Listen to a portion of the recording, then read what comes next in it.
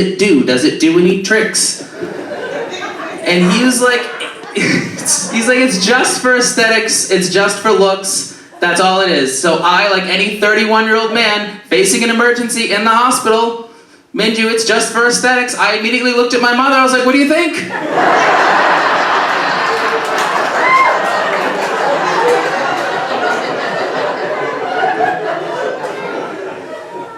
And she said, I think I don't have to look at it anymore, actually. This is kind of one of those big boy decisions we talked about. She's like, you know how you pick your own car insurance now? Like, this is the same thing. God. It's a learning process. They don't teach you all this stuff in school when you get cancer. Did you know, I learned this at 31 years old, the wishes are only for children? It's a hard rule they have. You know how I learned that the wishes are only for children? I called. A lot of downtime at the cancer center. Also not the place to make this phone call. So I called, this really nice woman answered, and I was like, how does all this work? And she's like, well, they're usually for children. And I was like, well, I'm young at heart, let's check box 1. Then I asked her, like, what constitutes a wish, kind of, and she's like, oh, you know, people ask to meet a celebrity, they ask to go to Disney World. I have a 97% chance of beating this, so I asked her for a 2-bedroom in Back Bay with 1% interest. Did you know that the Make-A-Wish Foundation also hangs up on cancer patients? God, that was fun. Okay, no, it's good. I'm all good now, I'm fine. My name is Zach, I'm a comedian, I live in Boston, and I like to, thank you very much, I like to clear things up, kind of. People see me and they kind of make some assumptions about my stand-up. They think that I'm gonna come up here, they hear I'm from Boston, they see this, they're like, oh, he's gonna come up here and talk about his girlfriend, and his fantasy football team, his girlfriend's incessant need to ask what is on his mind every day. The good news is I don't have any jokes like that, because the answer to that question is usually other boys. I'm actually a flaming homosexual under all of this. You're more excited than me in June. It's exhausting, my month, isn't it? Like Pride Month, we're in the middle of it. We're almost done, thank God. It's 30 days long. Can anyone in this room, there's a lot of you here, can any of you truly, truly be proud of yourself for 30 consecutive days? Even, especially when you're at an age like myself, where you know which STDs get a shot and which STDs get a pill? Okay, fine. Only me getting yelled at by my doctor every July. Every 4th of July, same conversation. Why don't you use protection? I don't like guns. No, people do see me and they tell me all the time, they're like, you don't really look gay, you don't give off a lot of like gay vibes. So I have to correct them and be like, well, I do give a lot of blowjobs, so that's... I love the slow nod, thank you.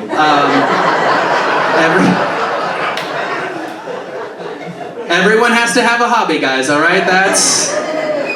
But it's fine, I forget I look like this all the time, too. I live in Boston, I go out and I take the train, and recently this happened to me once. I was on the train, this girl, the woman around my age, she was staring at me, like kind of disgusted, like looking at me like, and I'm just sitting there minding my own business, listening to Madonna, like I don't know what. Then I realized that I was dressed like this, and I happened to be looking at her, and I think what she was thinking is that I was gonna ask for her number maybe, and like, you know, take her to Applebee's, buy her 2 for $20, drive somewhere with a shirt, hand stuff, and never ever text her back again. I won't lie though, I was staring at her, mostly because her belt didn't match her shoes.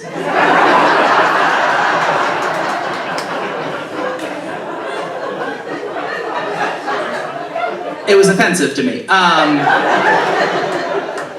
Yeah, no, I also bartend downtown in Boston for a mom and let's say a little beer place, a little beer company based in Boston. We'll call it John Hancock for privacy reasons. It's downtown in the finance district, so I bartend a lot. The Brads, the Chads, they'll come in and they'll see me and they'll ask, they're like, oh, did you catch the Sox game last night? What? Then I'm like, why the hell are you, oh, right, the hat, I keep forgetting I always have the hat on, and I have to explain to these guys that I grew up in Massachusetts, and when you turn 12, they just mail you one of these like a Hogwarts letter. It's like, happy birthday, here's your hat. When you turn 18, you'll get a shamrock tattoo on your ankle. I don't have any tattoos. Just have one testicular implant. Oh, right, we did that. Okay. I am also a very single man, if you can't tell, by anything I've told you so far. But I am trying to meet somebody. I've decided this year I'm going to go on more dates, and I'm going to try and date intentionally, so I have downloaded every dating app that they have, alright? I have Tinder, I have Bumble, I have Hinge, I have Uber Eats. He's out there, alright? I'm convinced he's out there, I just gotta get him to the house, right? So like, the bar is low. The bar is so low that if a man shows up on my porch with an order of chicken parm, I will sleep with him, okay? That's where we're at now, guys. Tinder is... Anybody here single? One? Okay, great. The rest of you? Noah's Ark. Did not know I was on a couples retreat this evening. That's nice. Thank you for making me a part of your journey.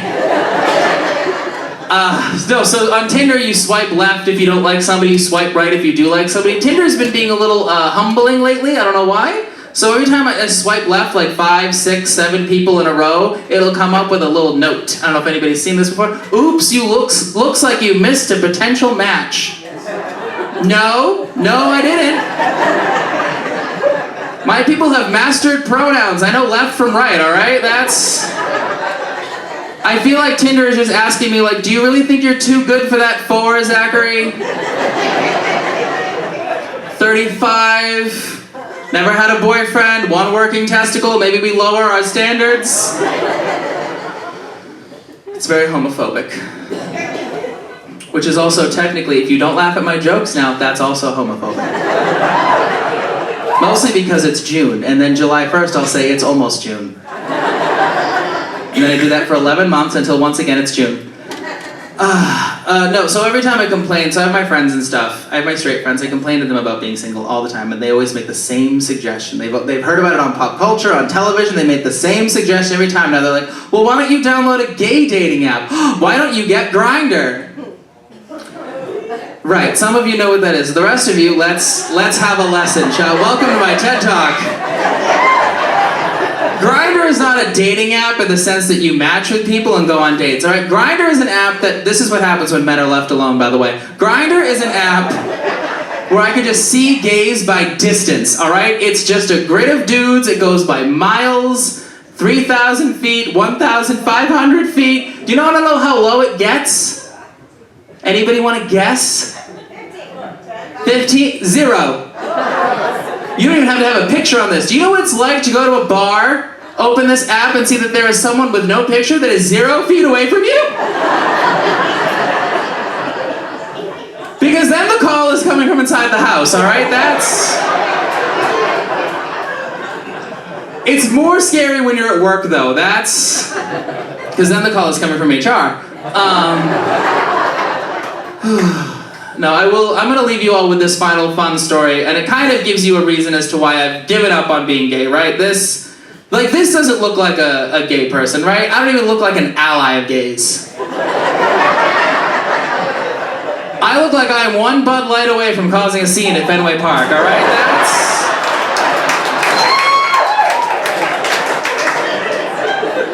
Thank you. My grandmother called me that.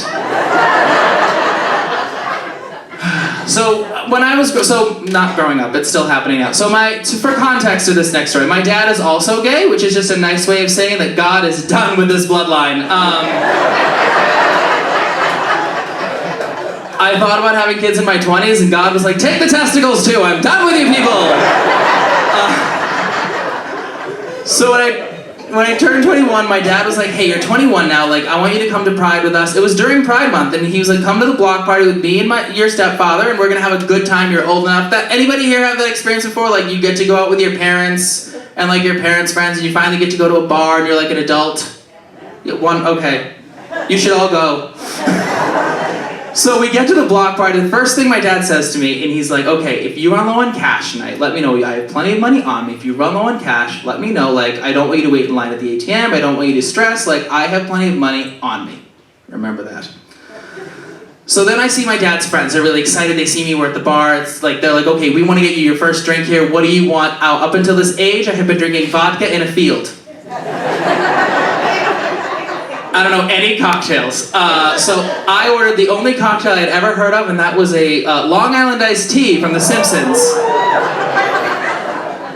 Some of you have had these before, I see. So I ordered a Long Island iced tea, and mind you, we're at a block party at Pride. So a Long Island iced tea at a regular bar, most of you know, that's a very poor choice, right? That's a lot of alcohol. A Long Island iced tea at a gay bar, you can start a car with it.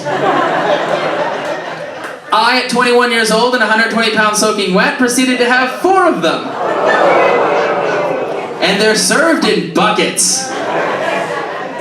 So then I can't do anything straight, let alone walk at this point.